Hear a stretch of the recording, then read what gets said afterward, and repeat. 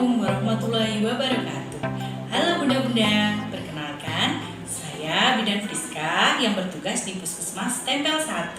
Di sini saya akan membahas tentang pentingnya kunjungan ke-1 sampai ke-4 pada masa kehamilan. Simak terus penjelasannya ya bunda. Si ketupat bumil hebat, edukasi kunjungan ke-1 sampai ke-4. Apa itu kunjungan ke-1 sampai ke-4 dan bagaimana penata laksanaannya? Simak terus penjelasannya ya bunda.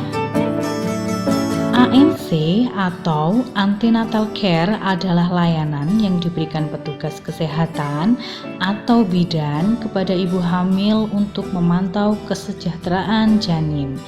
Karena setiap ibu hamil mempunyai hak untuk memperoleh pelayanan kesehatan yang berkualitas selama kehamilannya.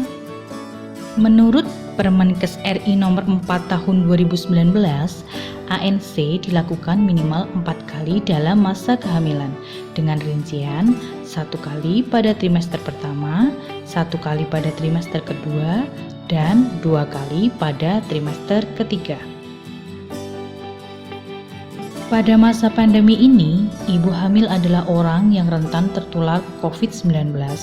Maka dari itu, ibu hamil selama memeriksakan kehamilannya ke fasilitas kesehatan harus tetap memperhatikan 5M, mencuci tangan, menggunakan masker, menjaga jarak, menghindari kerumunan, dan mengurangi mobilitas atau stay at home.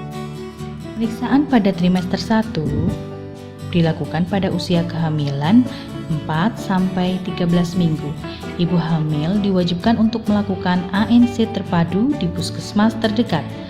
ANC terpadu adalah pelayanan antenatal komprehensif dan berkualitas yang diberikan kepada ibu hamil dengan tujuan kehamilan yang sehat, bersalin dengan selamat, dan melahirkan bayi yang sehat.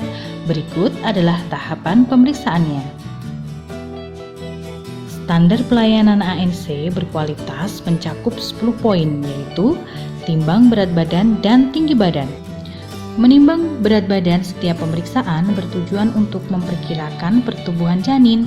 Bila berat badan ibu selama hamil bertambah kurang dari 9 kilo atau kurang dari 1 kilo setiap bulannya, maka dapat dicurigai gangguan pertumbuhan pada janin. Sedangkan pengukuran tinggi badan pada awal pemeriksaan bertujuan untuk mendeteksi CBD atau cephalopelvic disproportion atau panggul sempit yang dapat terjadi pada ibu dengan tinggi badan kurang dari 145 cm.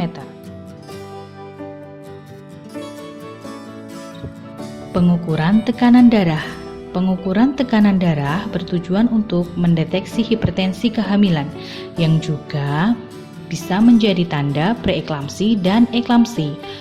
Menilai status gizi ibu dengan pengukuran lingkar lengan atas atau lila.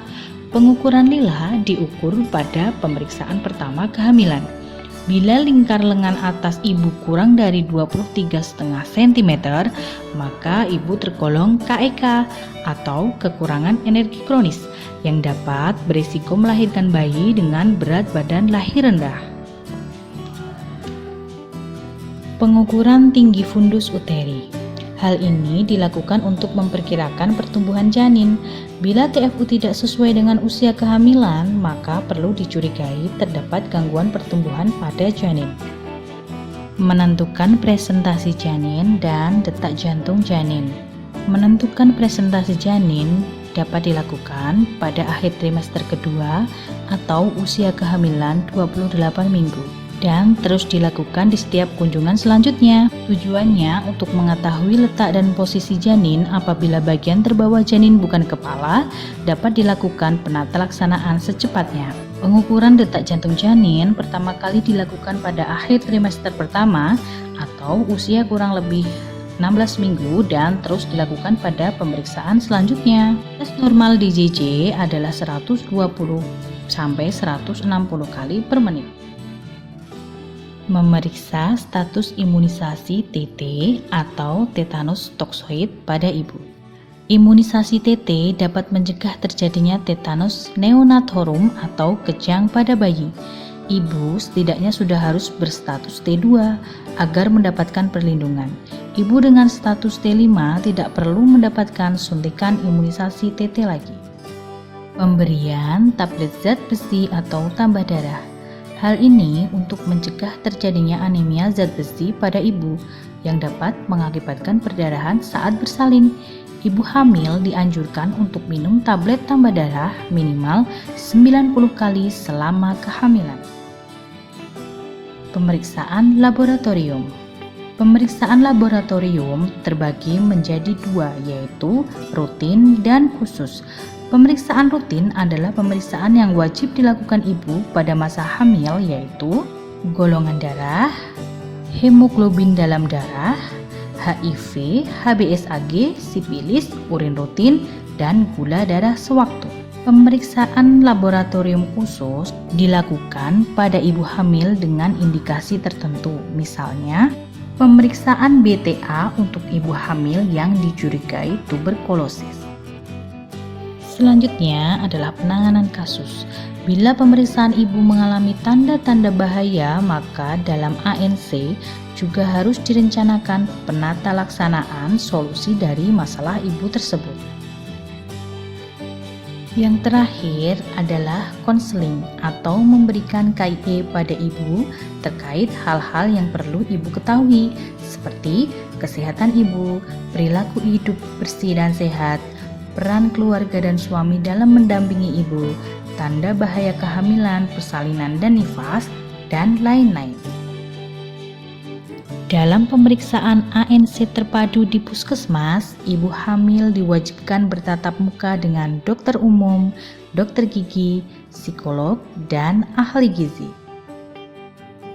Sesuai surat edaran Kepala Dinas Kabupaten Sleman yang merujuk pada Peraturan Bupati Sleman Nomor 29.1 Tahun 2019 tentang tarif pelayanan kesehatan pada Pusat Kesehatan Masyarakat, bagi ibu hamil ber-KTP Sleman atau domisili Sleman kurang lebih 6 bulan, ANC terpadu tidak dikenakan biaya atau gratis. Pemeriksaan trimester kedua.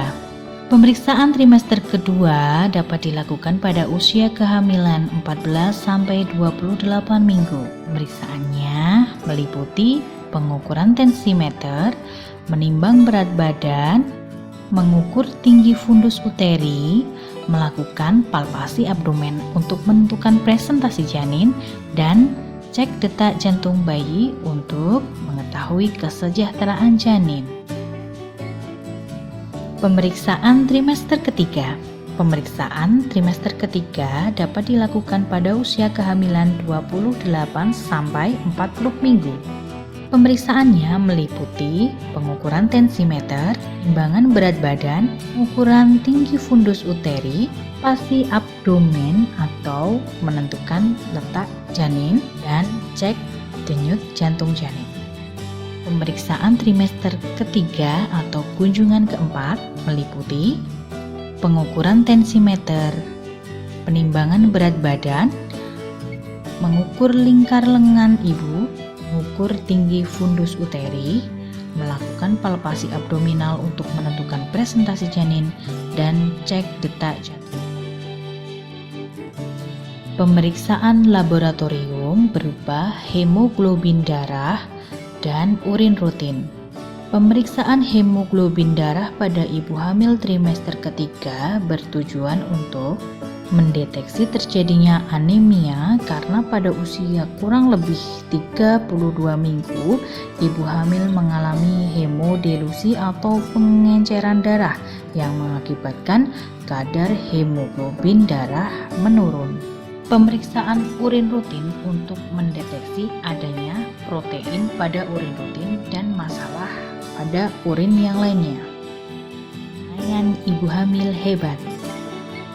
Ibu hamil yang memenuhi kriteria pelayanan standar seperti 10T terpenuhi, melakukan kunjungan minimal 4 kali selama masa kehamilan, kadar hemoglobin darah lebih dari 11 gram persen pada pemeriksaan darah di kunjungan keempat atau tidak dikatakan anemia, dan sudah memasang stiker P4K di rumah, maka ibu hamil akan mendapatkan apresiasi berupa stempel Bumil Hebat di buku KIA dan sertifikat Bumil Hebat.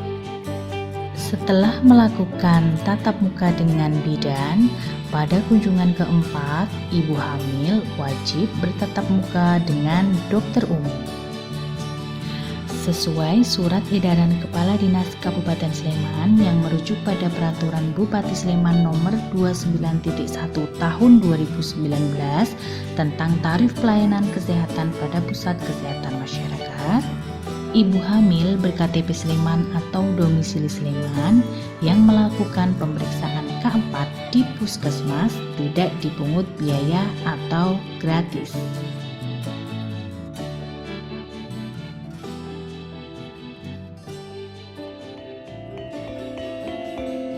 Framelens Audio Visual.